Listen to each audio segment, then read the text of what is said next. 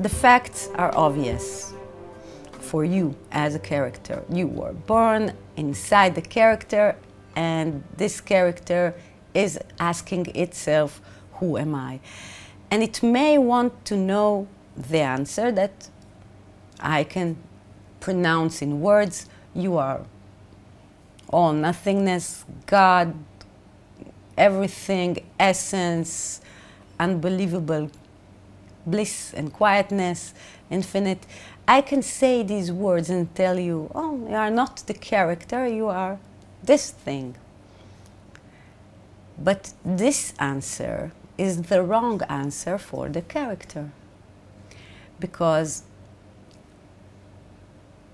the character is the one who is asking. So the character takes these words and interprets them in the way it understands reality or what God is or everything. So she takes the idea, the truth, the absolute truth of its nature, and bends it and makes it travel through all her psychological structures, past histories, and forms some kind of mutation of this answer. It is never taken as it is said to the character. When I say, who are you? You are infinite bliss, you are all nothingness. You will hear through the separate form, your specific separate form, your character, another answer. And it will not be satisfying for you, because it will not give you absolute certainty of knowing that it is true, because you will feel it. You cannot lie to yourself and say, she says I am like this grand, majestic thing. I want to believe her, and I strongly want to believe anyone who says that. But I know deep inside it's not true. I know that because I feel that through my body, through my behavior, through the things I see around me. I don't see this thing that she is talking about or everyone is talking about. I only see the character. I only see myself, the narrow self. So I don't believe this, not really. And this complicates things in a terrible way, because there is an honest and sincere wish of the character to know itself. Exploring the character can lead to this state or enlightenment or self-realization. In Simcha's opinion, and because it has happened to her this way, only through exploring the character as an active, not spiritual, not seeking for answers person, because her realization came with total separation of the idea of looking and searching for the higher meaning of what she is. She was not a spiritual person, and she had no doubt that she knows exactly what she is. She is a person, she is called Simcha, maybe there is a God of the religious Jewish faith, and she believed it, but she knew who she was. So the exploration of the character, the self-exploration, the self-seeking, was done by her only on the character's level, and only through acting inside the reality as a character and acting in the most ordinary things. The spiritual question, who am I, never rose, never came up, because, when she looks back and thinks about the process, it is blessed that she didn't ponder about herself and didn't waste time on this question, because this question is futile. The philosophical question of who am I leads nowhere. Not the active point and side of who am I. So there are two ways in which you can explore yourself. Who are you? There is the down-to-earth, day-to-day side of it, of who are you? Who am I? What kind of a person am I? What am I doing? Do I love what I do? Do I help others? Am I satisfied with my circumstances? Is there something I want to change? What do I want to do? What do I not express in my life? How can I be more authentic in my behavior towards others? How can I be more free in my behavior? How can I express my talents and uniqueness as widely as I can? This is one kind of asking yourself, who am I? What kind of a character am I? For me, this was the way from which Simcha gained the realization, from knowing the character so well and acting inside the character in an ordinary, unmysterious, unphilosophical way. And there is the other side of this question. It is a philosophical question. Who am I? And there, I don't know much about the process, but maybe it involves meditation, maybe it involves when you sit and you ask yourself questions about, is this thing around me is real? Am I this body? Am I this sensation? Feeling the body, feeling my sensation, listening to the way I breathe. These questions are very interesting. Philosophically, they're intriguing and they are mysterious.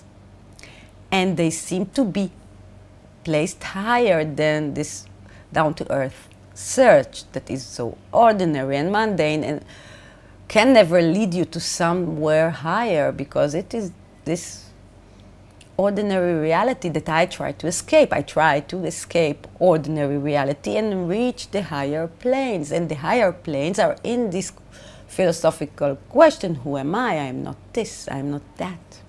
And then the person, the character that is seeking, can concentrate on these questions and not on the important questions, because it is easier, because they allow the character to escape themselves, truly do. It's a wonderful way for you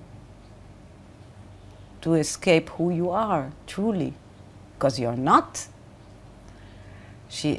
I also declare that you are not the character. So it's better for the spiritual seeker who is on a journey nowhere, because he's already in the point he wants to reach.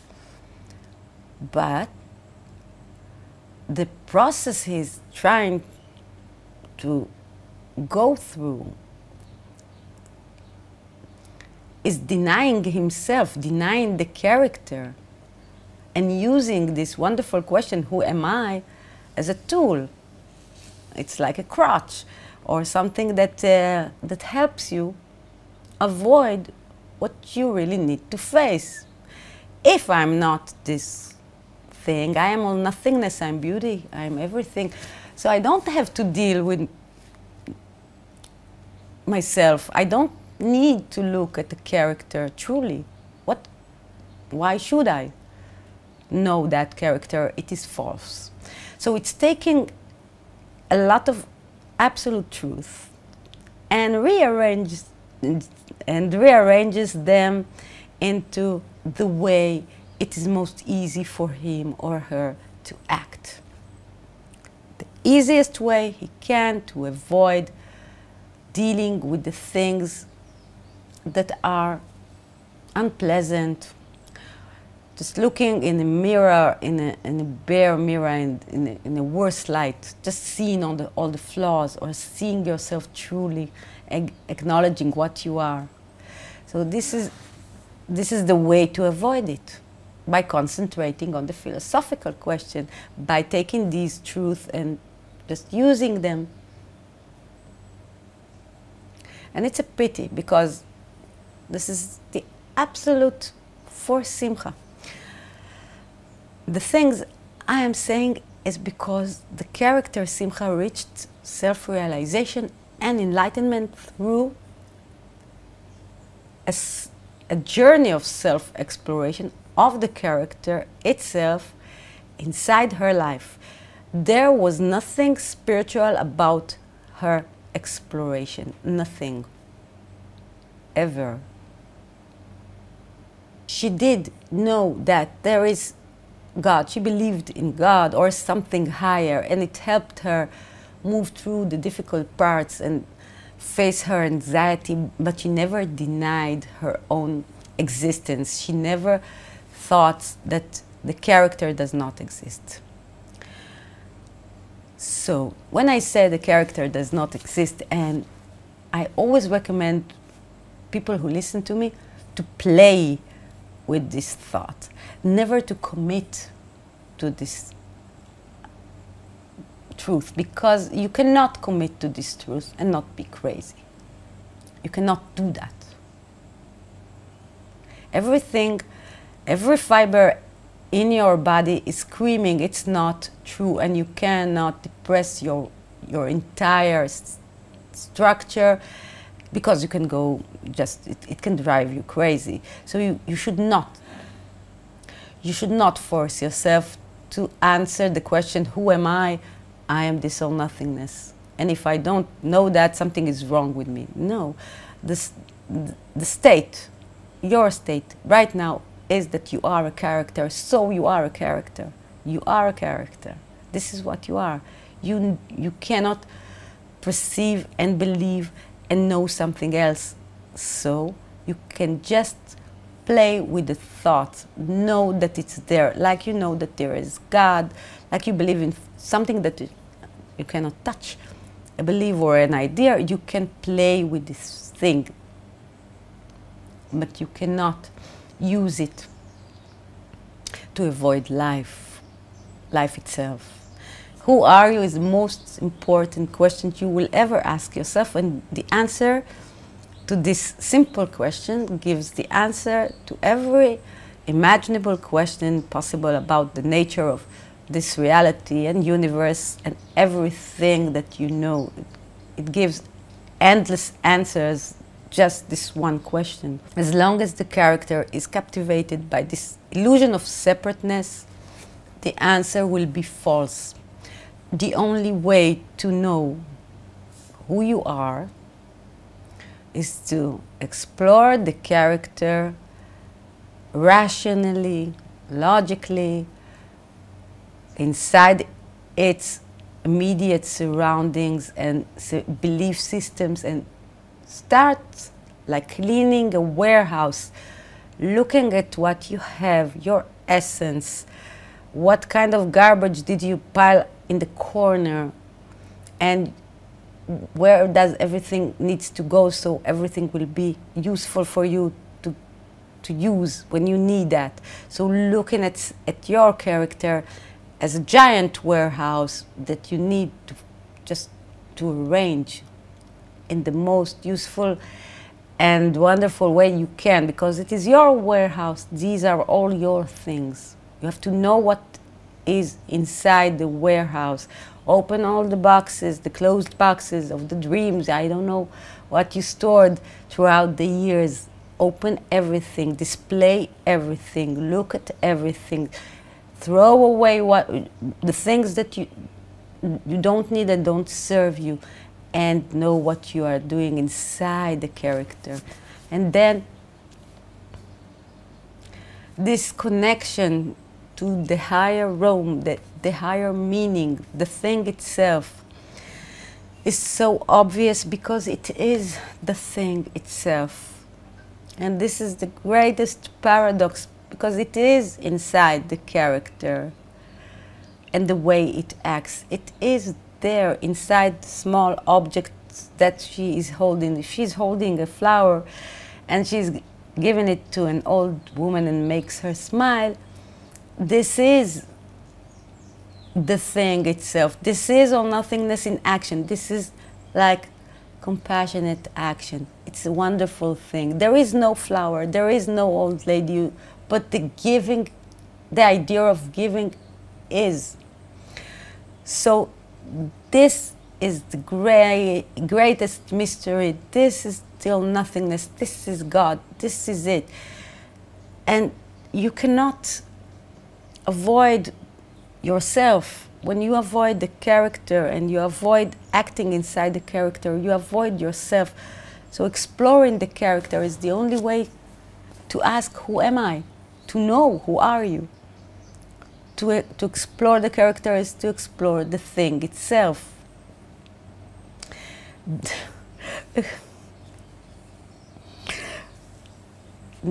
It's funny because this question, when you ask, who am I? And you are this thing, but you don't explore the character because you want to explore the thing. So you ask questions about the thing as if it was something separate from you, or looks different than you, or is somewhere else other than this appearance of illusion of a character. And so you invent, you truly invent a place or something that is separate, and you ask, who is this? You don't ask, who am I? You ask, who is this? Who's this thing? I am this thing. Who is this thing? And this is separation. And this is not oneness. Oneness is one. So simple. So you cannot explore yourself somewhere else. There is no other place for you to ask this question, who am I? And I know this, that the question, who am I, you ask the character. But when you ask the character philosophically, who am I? You are not asking the character, because anyone can use this question. It's a very general question. Who am I? I'm not this body. Who am I? What am I doing here?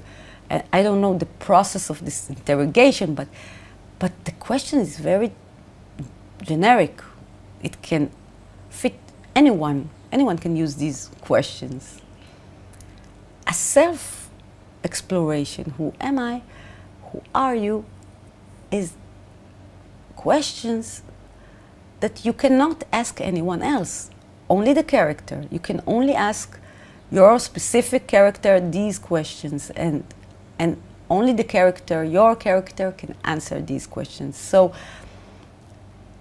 if you look at this ability to explore yourself, try to think, what kind of questions can anyone ask himself? And what kind of questions are very, very unique to me? And if you want to know yourself, don't use generic questions. Don't use other people's questions. They will not show you the thing, these questions. The only way to reach full knowledge of what you are is truly looking at yourself, which is the thing itself. And this is the greatest revelation, that you have always been this thing, this quietness disguised as a character. But knowing the character is knowing this thing. And it's not just knowing the character, because the question itself, just who am I, is not enough. You need to know who you are through acting inside the character and activating it. It's like activation. Activating the parts in you, knowing them and activating them. and making them roll and move and create movement. It is not a passive state.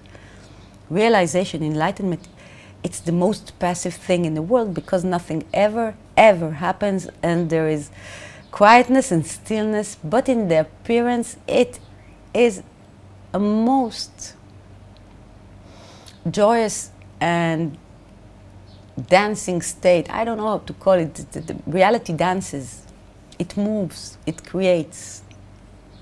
It's so amazing to see the character acts inside this, how it appears, how the stillness is expressing itself. It expresses itself through movement. It is not a passive thing to sit and ask yourself, who am I? And expect this passive thing to be aligned or to reflect or just to show you a hint of what is. It's not its nature. You will only express a story of a character that asking itself questions inside the room or inside the I don't know where she is asking these questions. She's not helping anything or anyone by asking these questions. And this thing is synchronicity between the forms, and so the movement that the separate forms creates is the thing itself. It is not passive. So there is no character that needs to know it is this thing. The character is this thing. The separation is created by the question itself, who am I, creates this split thing, because it believes that it is separate from this thing. And the only way to answer this question, who are you, is just look. Just look sincerely at yourself and act and activate the character until it realizes who is she, and then she knows she never was who am I, who are you. It has always been what am I? And this is another question.